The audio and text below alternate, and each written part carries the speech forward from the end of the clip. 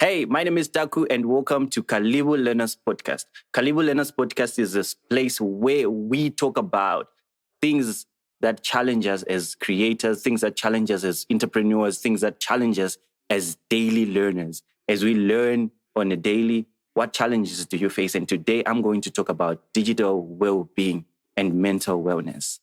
Technology has become such an integral part of our lives. We use phones, we use tablets, we use computers. But then the big question is, how do I stay sane online? There's so much information, misinformation as well. There's so much fake news that goes on online. And as you want to learn and navigate through, the clutter, how do you get to the point where you say, this is the safest information?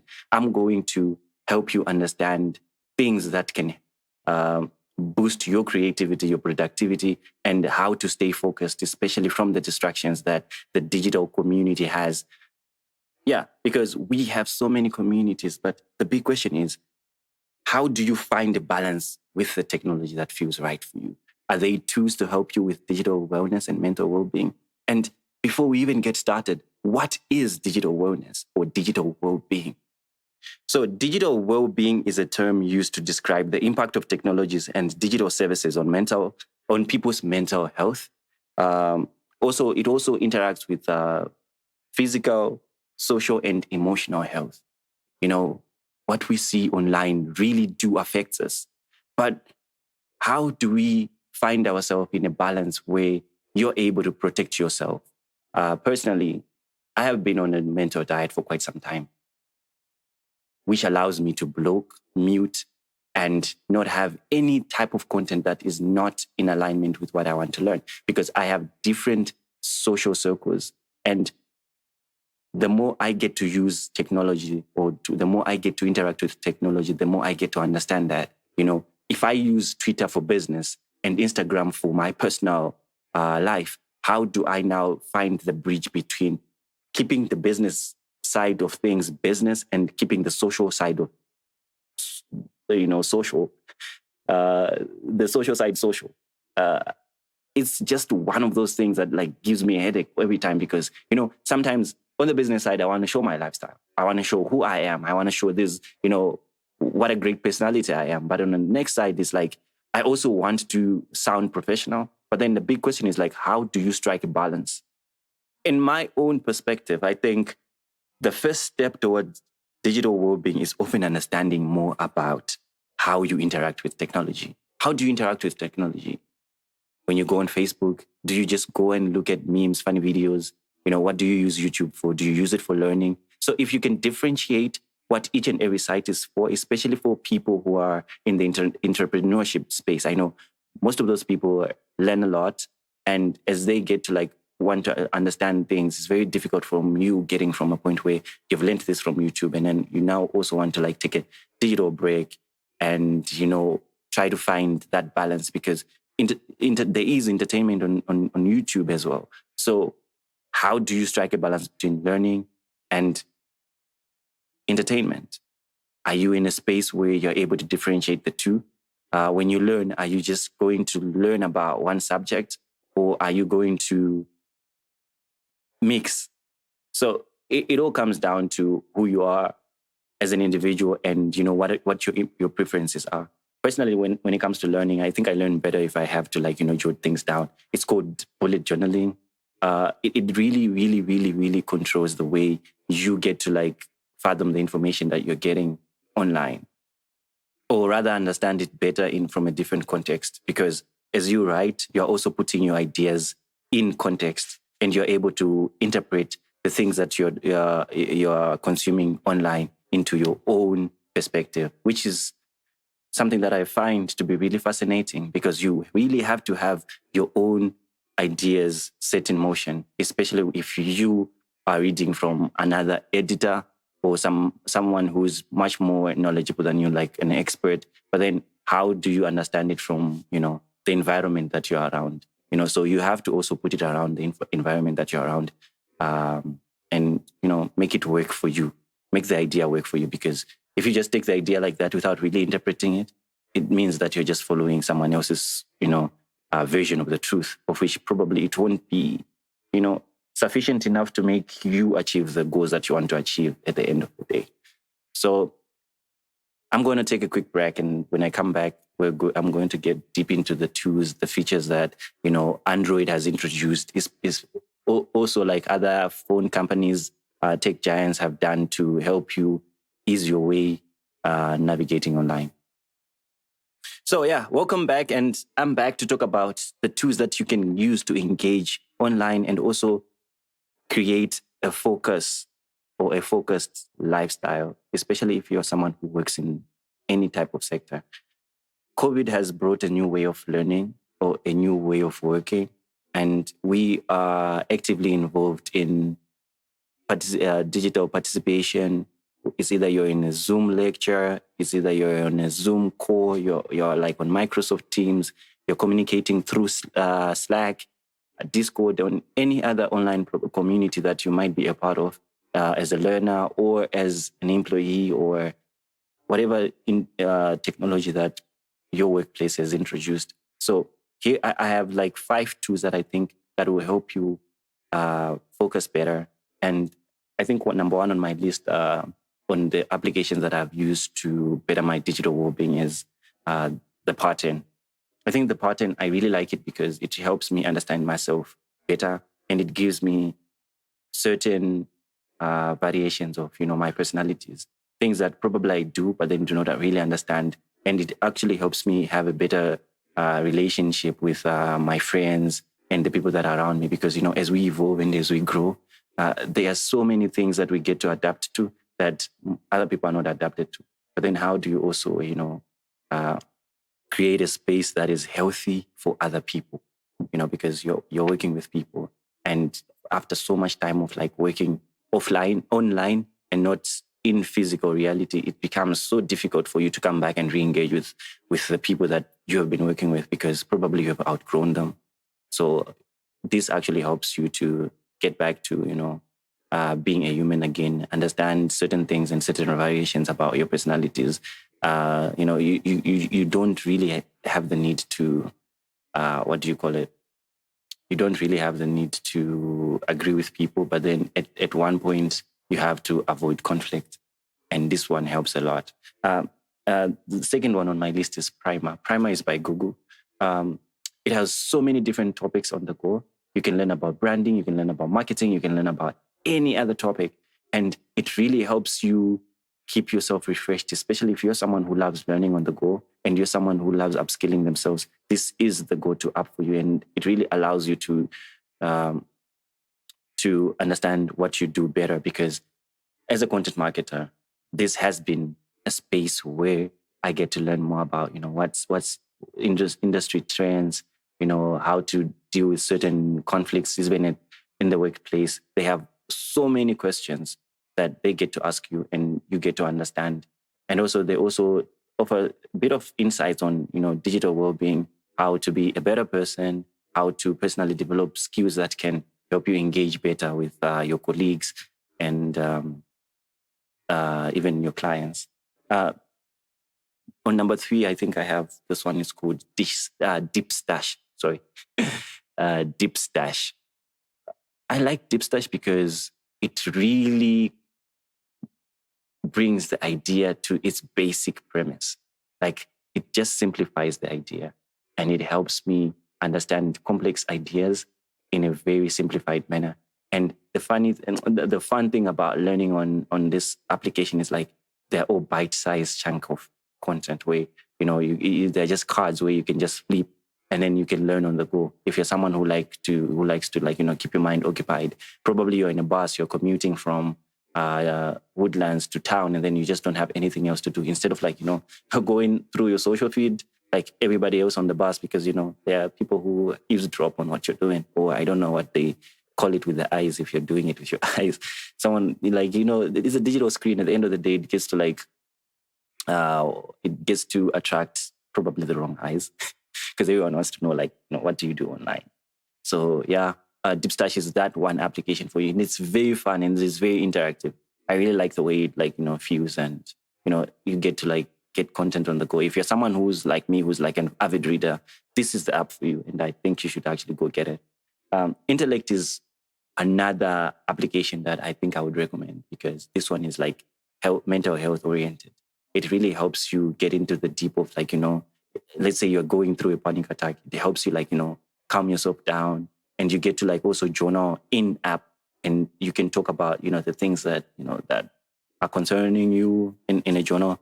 I think for most, I would say males, it's very difficult for you to talk about things, but then, journaling is something that has proven to work. And if you can just write your thoughts down, when you feel agitated, you get to feel your feelings, and you get to like, come back to who you are and just write this stuff. So intellect is something that has helped me, especially like, when you go through a burnout.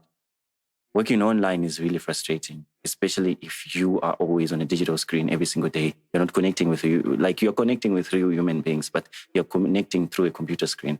So that's a different engagement. And probably you're just connecting through your phone.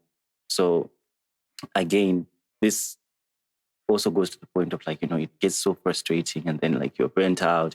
You feel like you're not doing much work because, this is a different kind of working. You've only worked for like 2 hours, you finished all the work, but then you still feel like, I haven't done anything. So Intellect is that app that keeps you calm. And they have different exercises. They have even like, I think there's even an invoice that can help you mediate through whatever conflict that you're going through with yourself. And, the notes section as well. Like, I haven't met someone who uses the Notes app as much as I do. If there is someone who actually uses the Notes app as much as I do, please do come forward, and, we get to talk. As a poet, I get to write a lot. A lot of my poetry is in my notes. And this app is like my go-to every single time. Like, I'm always on the Notes app, because as I get to get more ideas, I get to like jot them down. So, as you now interact with technology from a point of learning and a point of work, how do you now initiate certain breaks? Because, I've told you about how I interact with each and every app. So how do I not get addicted to each app? So screen time is very important. How many minutes are you using the app? Because, I might not be addicted to social media or Facebook, but then I might get addicted to one of these, applications, because at the end of the day, I'm still navigating my way online. I might do it differently, but it's still the same thing. That's when you have to also have features on your phone. Android phones, I've used Android like half of the time. I know that on the latest editions of the Android, there is like a digital wellbeing app. The features that I used, I think I liked the most was the winding down one, where when you want to go to bed, your screen just shuts down, and then instead of like, it doesn't shut down, but then it just turns grayscale. By grayscale, I'm saying black and white. It just goes from, the light colors to black and white, and then it just becomes so boring to use, and you have no other way to think about every other thing other than just like, wind down and sleep. And also creating a routine that, at least do not touch your phone in the first hour of your day. I think that's the most logical thing I can say to you. Like, as you wake up, before you do anything else, just don't touch your phone. Because at the end of the day, you need to like prepare for the whole food day. And, as you are you are navigating online, you also need to be in a space where you have thoughts of your own. I know there's like, a rush of the news here, there's war there, there's conflict there. But, some of the type of storytelling that we are exposed to is not really good for our mental health. That's why it's always good to also have like what I call a digital diet. A digital diet is something that like, lets you block out the information that you do not want to get to you. So if it's entertainment that you don't want, block out entertainment. Like any entertainment news of celebrities, they don't have like a real bearing to your life. So, it might be interesting. It's gossip sells, but then, does it have like a real bearing to your life? I think not. So what do you do? Like, just keep it away from you and do it on every side. So if you use Twitter for sports update, just stick to sports on Twitter. Like, know what you're going for on a certain platform. And you also have to understand how each platform works. Like on Twitter, it's like a micro-blogging site. People get to share threads there about different things. If you want to learn, there are a lot of people who are teaching there, but, make sure that you're teaching from someone who's like, who is an expert in their field and who speaks things that, resonate with you. Don't just follow everybody just because they're getting information.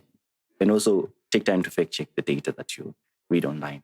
And if you're on Facebook, what do you use Facebook for? So be specific. If you're in Instagram, like, do you use Instagram as an individual, And for those with businesses, I see this like a lot. Most people with businesses, especially online, they want to interact as themselves. But in most cases, it doesn't work like that because a business is a different personality from you. So like, let your brand have a bit of personality online, and some of you will be open to a whole new scene of information, especially if you are, if you get into the realm of like the industry news.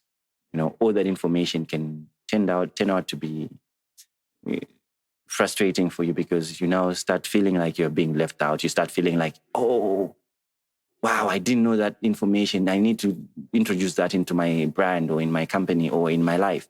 But in most cases, you don't need it. You don't need to. You don't. You also have to say no to, some of the recommendations you get to, get online because, the algorithm is there to sell to you. So the type of ads you get are specifically for you. So also, make sure that everything that you're getting is aligned to your purpose, aligned to the things that you want to pursue, the dreams you want to, to aspire to achieve.